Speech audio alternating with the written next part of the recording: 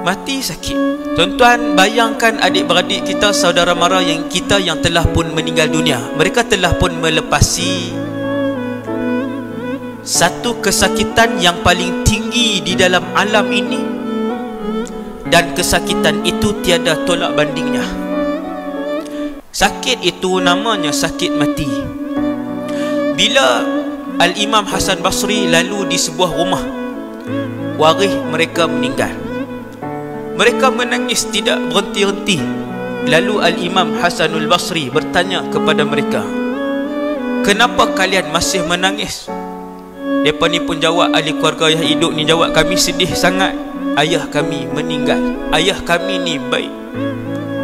Maka berkata Hasan Basri, "Kenapakah kalian tidak menangisi di atas diri kalian sendiri?" Kata Hasan Basri, "Sesungguhnya orang-orang yang telah mati, mereka telah pun melepasi beberapa perkara yang sangat besar. Antaranya ialah mereka telah pun merasakan sakitnya mati. Sepatutnya kalian menangisi diri kalian yang belum melepasi ujian yang besar tersebut, iaitu betapa sakitnya kematian yang akan kalian lalui." Ayah kita meninggal, dia dah rasa dah sakit, selesai dah.